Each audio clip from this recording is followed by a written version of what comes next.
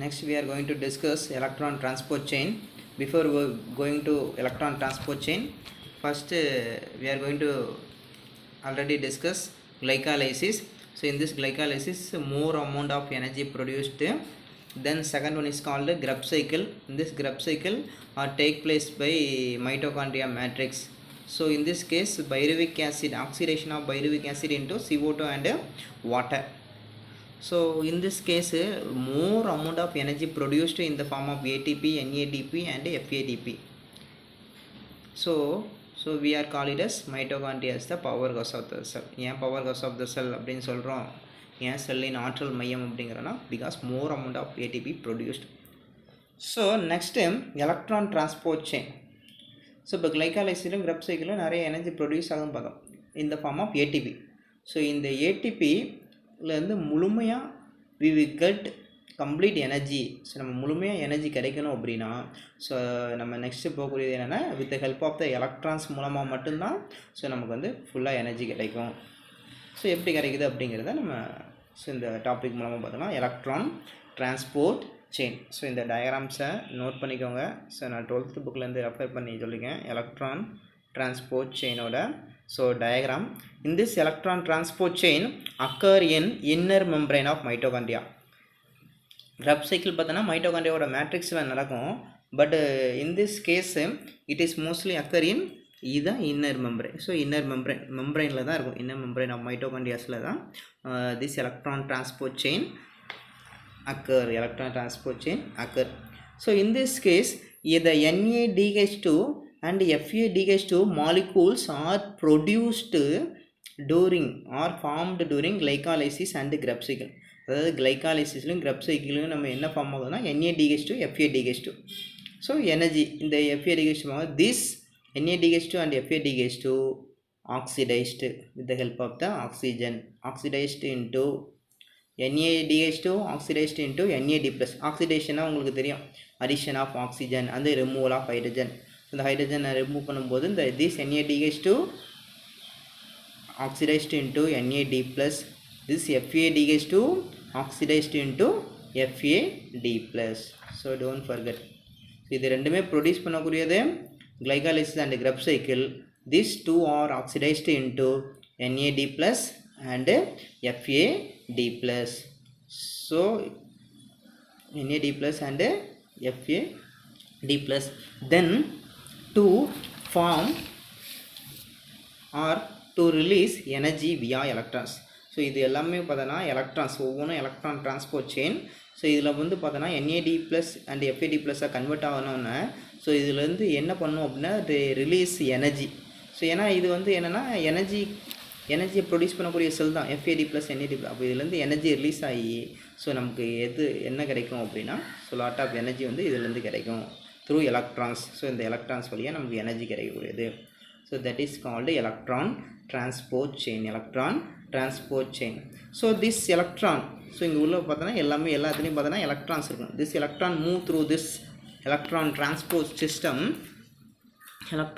Transport system, so they form a energy. So ATP is converted into ATP. ADP na adenosine diphosphate.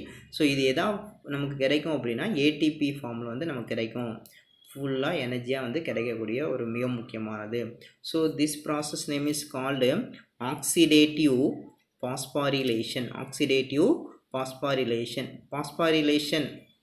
Phosphorylation nothing but formation of ADP to ATP is called phosphorylation. With the presence of oxygen is called oxidative phosphorylation. ஒரு 2 mark கேட்பாங்க oxidative phosphorylation னா so ADPல இருந்து ATP form ஆனால் that is called oxidative phosphorylation during electron transport chain. Then finally in this process the oxygen is the ultimate electron acceptor. So இதை வந்து பார்த்தோன்னா electron accept பண்ணக்கூடிய ஒரு மிக முக்கியமான ஆள் என்னென்னா oxygen. So this oxygen are reduced into water molecules. இதான் மாறும் அப்படின்னா ஃபைனலாக நமக்கு கிடைக்கக்கூடியது என்னென்னா வாட்டராக வந்து என்னன்னா ஸோ ரிலீஸ் ஆகக்கூடியதான் எலக்ட்ரான் டிரான்ஸ்போர்ட் செயின். அப்போ கிளைகாலைசிஸ் அண்ட் கிரப் சைக்கிளில் எனர்ஜியை வந்து ப்ரொடியூஸ் பண்ணும். ஸோ அந்த எனர்ஜியை ப்ரொடியூஸ் பண்ணி அதிலிருந்து ஏடிபி வந்து முழுமையாக நமக்கு கிடைக்கணும்னா through the electron transport chains மூலமாக தான் நமக்கு வந்து கிடைக்கும். ஸோ இதான் வந்து எலக்ட்ரான் டிரான்ஸ்போர்ட் செயினோட ஸ்ட்ரக்சர், ஒரு மிக முக்கியமான இது. ஸோ அண்டர்ஸ்டாண்ட் பண்ணிக்கோங்க. 2 கொஸ்டின் கேட்பாங்க. எலக்ட்ரான் டிரான்ஸ்போர்ட் செயின்னா என்ன, தென் ஆக்சிடேட்டிவ் பாஸ்பாரிலேஷன். ஸோ அப்படிங்கிறத தெளிவாக நோட் பண்ணிக்கணும். So next time we are going to discuss. So இதை பார்த்துக்கோங்க. ஸோ நான் சொன்னது அப்படியே வந்து ஒரு கின்ஸ் மாதிரி நோட் பண்ணியிருக்கேன். ஸோ நோட் பண்ணிக்கோங்க.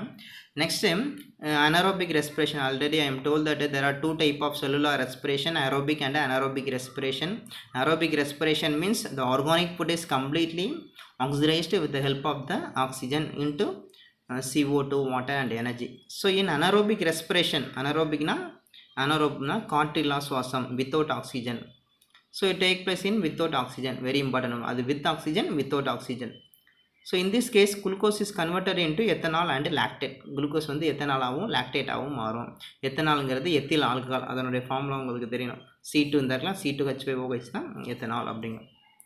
So in this cases glucose, there is no oxygen, without oxygen, so they are converted into ethanol, CO2 and in the form of energy, that is called anaerobic respiration. Anaerobic respiration. அப்போ difference கேட்பாங்க. What is the difference between aerobic and anaerobic respiration? அது with oxygen, without oxygen.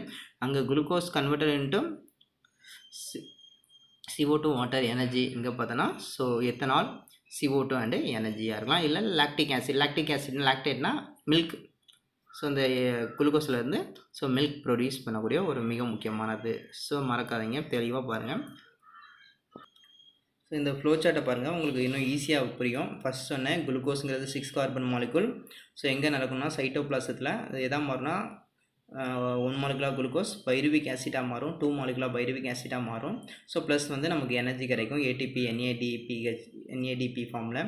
So this pyruvic acid வந்து என்ன ஆகும் அப்படின்னா presence of ஆக்சிஜனில், அதாவது மைட்டோகாண்ட்ரியாவில் நடக்கும் சொன்னோம்னா என்னது கிரப் சைக்கிளில் ப்ரெசன்ஸ் ஆஃப் ஆக்சிஜனில் CO2ஆகவும் வாட்டராகவும் இந்த ஃபார்ம் ஆஃப் எனர்ஜியும் நமக்கு கிடைக்கும். ஸோ இந்த ஆப்சன்ஸ் ஆஃப் ஆக்சிஜனில் 2 பிளேஸில் இருக்குது. ஒன்று ஈஸ்ட்னா சக்காரமைஸ் சர்வீஸ் சொல்லணும்னா ஃபெர்மெண்டேஷன் ப்ராசஸ்க்கு இருக்கும். இந்த மாவுலாம் நுரைத்து பொங்குதல் அதான் சொல்லணும்னா அதுக்கு இன்வால்வ் கூடியது ஈஸ்ட். இந்த ஈஸ்ட்டு வந்து எதை ஃபார்ம் பண்ணும் அப்படின்னா இந்த பைருவிக் ஆசிட் வந்து ஆப்சன்ஸ் ஆஃப் ஆக்சிஜனில் எத்தனாலாகவும் கார்பன் டை ஆக்சைடாகவும் எனர்ஜி ஃபார்மில் கிடைக்கும். ஸோ எத்தனால் பார்த்தோம்னா C2H5OH எத்தனாலாகவும் CO2ஆகவும் இருக்கும். இந்த CO2 தான் நுரைச்சி பொங்கி நமக்கு கிடைக்கக்கூடியது. Then lack of oxygen in our muscle cells. நம்ம மசில் செல்லில் பார்த்துக்கிட்டோன்னா லாக்டிக் ஆசிட் கிடைக்கும். பைருவிக் ஆசிட் வந்து எதாவது மாறும் அப்படின்னா லாக்டிக் ஆசிட் வந்து இருக்கும். அது எத்தனை கார்பன்னா 3 கார்பன் மாலிகுல். ப்ளஸ் அதில் வந்து எனர்ஜி கிடைக்கக்கூடியது. இது ரெண்டுமே ஆப்சன்ஸ் ஆஃப் ஆக்சிஜனில் நடக்கக்கூடியது. ஸோ இது பார்த்தோன்னா ப்ரெசன்ஸ் ஆஃப் ஆக்சிஜன் நடக்கக்கூடியது. இது வந்து some of the bacteria involve ஆகும். லாக்டோபேசிலஸ் அப்படிங்கிற பாக்டீரியா இன்வால்வ் ஆகக்கூடியது லாக்டிக் ஆசிட். ஸோ இதை நல்லா தெளிவாக பார்த்துங்க. ஒரு ஃப்ளோ சார்ட்டு ஓல்டு 10th புக்கில் இது இருக்குது. ஸோ அதை தான் எக்ஸ்ப்ளனேஷன் பார்த்தா இதை பார்த்தாலே உங்களுக்கு ஈஸியாக அண்டர்ஸ்டாண்ட் ஆகும். So next we are finally conclude the topic. Respiratory question. ஷார்ட்டாக என்ன சொல்லுவாங்கன்னா RQ, தமிழில் பார்த்தோன்னா சுவாச ஈவு அப்படின்னு சொல்லுவாங்க. Respiratory quotient very important 2 mark.